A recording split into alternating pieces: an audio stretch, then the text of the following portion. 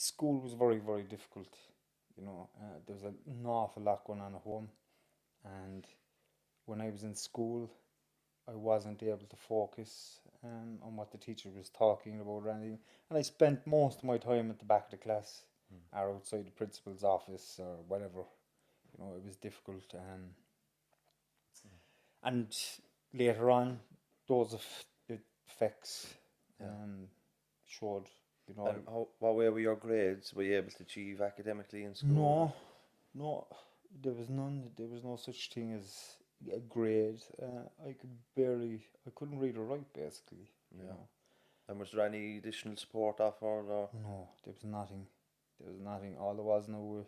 I was kind of kept up in the assembly of the school or outside the principal's office or the end of the back of the class yeah, was where I spent most of my time. yeah, And that for a child, in my opinion, looking back in hindsight now, is probably one of the worst things you could do to a child's confidence and mm. self-esteem and things like that.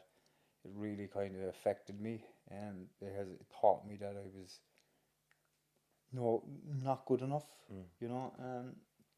And I went through my adult life always believing that I wasn't good enough, you know. Mm. So Yeah. So, when you were going through school, then yeah, did you complete your junior cert and leaving cert, or how did that go? no, no. There was I when I hit the age of 10, I would have went on the hop from school a lot. Mm. Um, People from the area would know Hogan's Lane. Mm. I spent a lot of time in Hogan's Lane, and we would have went up Hogan's to Lane and Ash's Boarding. yes, we would have to the pawn shop. Sorry, out to the woman who owns the pawn shop, but we were robbing Neil Varnish out of her shop and Mm. Tipex and anything that we could get a bit of a stone off, and So, we just sorry to stop you, but from a very young age, you were looking for ways to get out of your head. yeah, Yeah, yeah, yeah. There was a lot going on for me in my own head, James, and I yeah, didn't know how to deal with it. You yeah. know, So you used the coping skills that's available to you, and at that time it was mm, Tipex, nail varnish, solvents and stuff like that. yeah, yeah.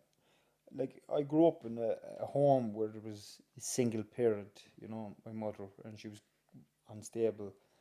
Um, and there's other kids in the school out in the street then, and they see this like there was a lot of bullying. What I'm trying to say, Mm. there was a lot of bullying as well because we didn't have anything, you know. Mm. There wasn't a lot of food there. There wasn't much of anything, Yeah, clothes.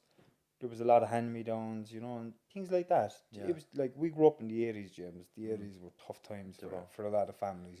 And if I can put some context there on Cullen, Knocknaheeny, Hollyhill, and even wider Yeah. city northwest, there would have been housing estates built around 60s, 70s, Yeah. when there would have been a lot of working class families put up here, maybe employed in Lullums, Fords, Hmm. Dunlops, and when the industry broke down, a lot of people became unemployed, and maybe the jobs didn't reoccur in the 80s, obviously, with the Hmm. big recession. So, with a lot of big housing estates, maybe limited services at the time, Hmm. unemployment, that breeds social problems. Yeah. So, that's the context that you're talking Mm. about. Yeah.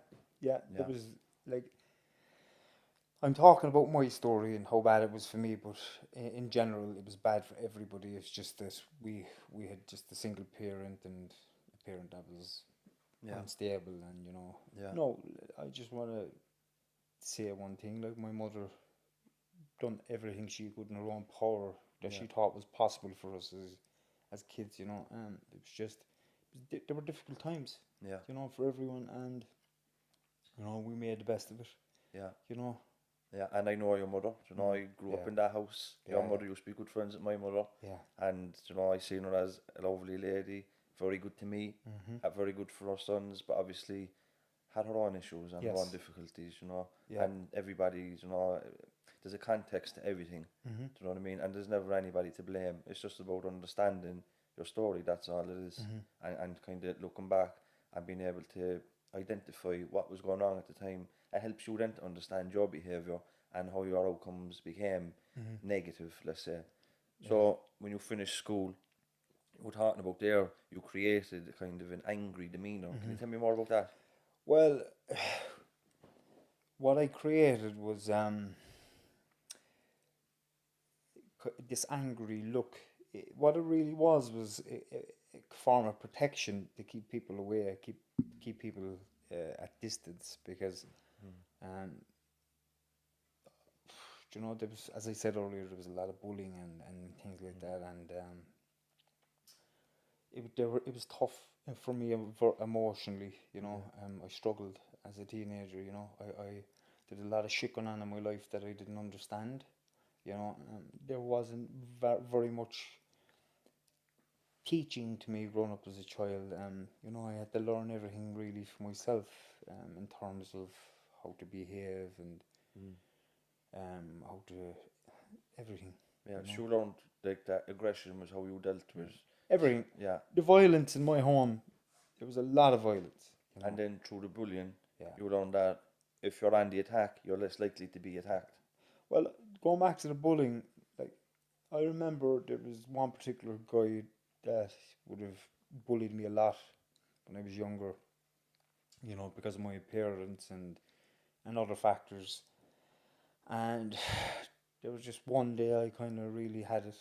I had enough, you know, and I backed up to this bully, and I see an anger coming out in me that I never really experienced before.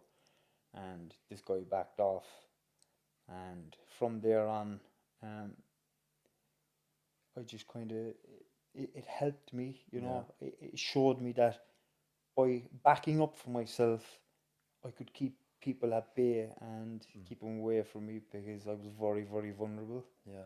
Um, you know, emotionally unstable, Yeah. and a lot of other things. You know, I was always looking for that something to take me away from Yeah. what was going on for me in my life. Yeah.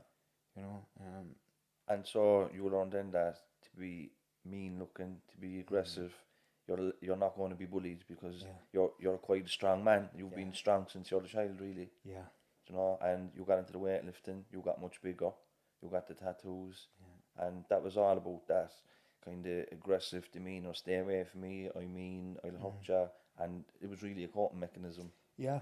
It was just unknown to myself. I was after building this up. It wasn't until I got into recovery and I Yeah. started to understand all these different things. It's the beauty of recovery. We Exactly. get hindsight Yeah. and we get awareness and we can look back with a level, you know, of introspection. But at the time, you're just in it and you're just behaving.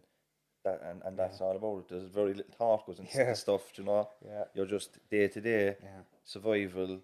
Make sure my brothers are safe. My mum is alright. We're fed. There's nobody coming to harm us, and that's it. You know. But recovery, obviously, as I said, you become aware. You do some work on yourself, and then you look back and you begin to understand them really.